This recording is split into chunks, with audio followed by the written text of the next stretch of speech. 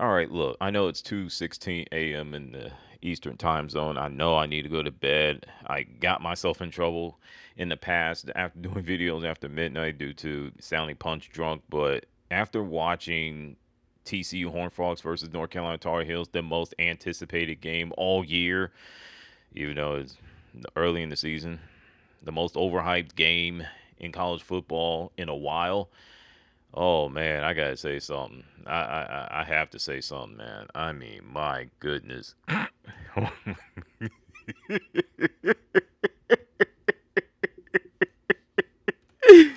trying not to laugh, but my goodness. I should have listened to my father. He's like, son, they're gonna beat him they're gonna beat him so bad it won't be funny. They're gonna beat him so bad that North Carolina Tar Heel fans will walk out before the third quarter. Well, I'm gonna get to the second half part momentarily. Look, TCU went in and decided to put a Texas size beating on the North Carolina Tar Heels and walked away with a 48-14 victory. Should have been 50 plus points if you ask me because they were going for it. Anyway, they won because they learned from last year when they fell into the hoopla. They fell into the hype with they were at home. They were ranked against the who was it? Colorado Buffaloes with Deion Sanders debuting as the head coach for that football program, and their team lost 45-42. And by the way, Colorado Buffaloes were unranked at that time. And they decide, I'm talking about TCU, they decide, you know what, we ain't going to fall for the okie doke. We ain't going to fall for the hype. We ain't going to do none of that BS. We're just going to walk in. We're going to play our game our way and let things play out. And they did exactly what they supposed to do. Now, I know people are going to say, hey, it looked pretty bad after that opening scoring drive.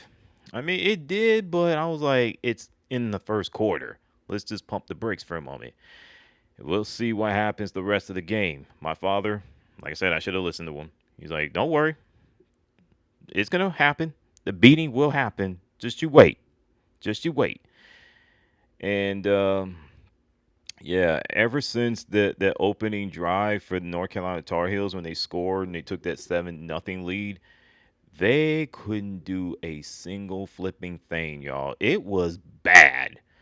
It was so bad to the point where I think it was 20-7, I believe, before halftime. And then in the opening half, the opening after the kickoff, the first possession in the third quarter, TCU got the ball, 75 yards to the house. See you later. That was the death blow. It was already a bad moment for North Carolina when they gave up a pick six. Thanks a lot, Gino Lopez. Thanks a lot. And that death blow for that 75-yard run for a touchdown by TCU, nah, that was all she wrote. That's when North Carolina Tar Heel fans starting to walk out. You started to see that. I mean, it was that bad. I mean, TCU won all phases of the game. They weathered the storm after, giving up that 7-0 lead. And you saw what happened. They were like, oh no, we're not going to allow this hype. We're not going to allow this hoopla. We're not going to allow anything to stop. We're not going to allow that to control us again. We're going to control it. We're going to play our game. And that's exactly what they did. And yeah, I mean, they just threw the ball all over the field. They ran the ball all over the field. I mean, my goodness, the defense. Oh boy, that defense for TCU Horned Frogs, they better bring it in the Big 12, y'all, because I'm telling you, it's going to be a rough one for anybody has to play against TCU Horned Frogs.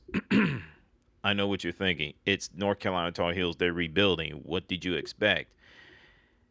But they learned something. They learned when they play their game. They learned how to weather the storm. And this is the exact result. Okay. As for North Carolina Tar Heels, like I said, they're rebuilding, but my goodness, they really need to go back to the drawing board. I mean, I think they're going to have to go back to Max Johnson, who was a starting quarterback until he had that nasty, gruesome injury he suffered a year ago, that opening game against Minnesota Golden Gophers. He broke his leg, and he looked good, but it wasn't enough. Well short. Gino Lopez, oh my goodness, boy, he played bad, y'all. I mean, he was so bad to the point where, and this is where it got me heated. ESPN decided to keep track of the quarterback from North Carolina Tar Heels, Gino Lopez, the last time he completed a pass. It was from, what was it? The opening drive. It was 8:12 p.m. in the Eastern Time Zone, and it took him 2 hours and 7 minutes. I think it was around after 10 o'clock. And I'm like, ESPN, come here.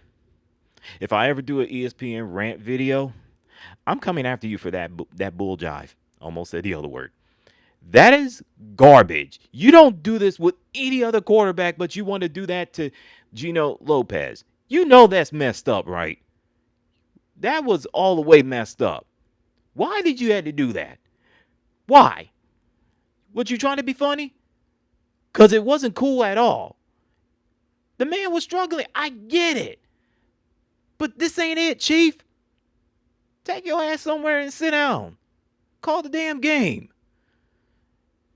And for the love of goodness, get that damn dog from Kirk Street out of have him sit home. I don't care about no damn support dog. Damn.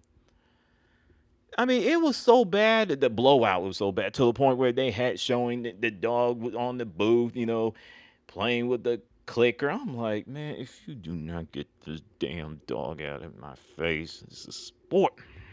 I'm going to shut up. Look, North Carolina Tar Heels just played bad all three phases of the game. They got out-coached, out-schemed, and don't even get me started with the players. The penalties didn't help. The defense, oh my goodness, I couldn't tell the difference between them and the Colorado Buffaloes. I mean, damn, they couldn't stop a running nose. They couldn't even stop the pass. I'm like, y'all, this is what y'all been doing? As a matter of fact, what were y'all doing off season before this game? Oh, my bad, you fell for the hype. My goodness, Tar Heel players, what was y'all doing, man? Damn. Crazy. Anyways, Bill Belichick knows that he's going to have to go back to the drawing board. Everybody has to take that L. They're going to have to watch it, throw it in the trash, burn it, and get ready for UNC Charlotte.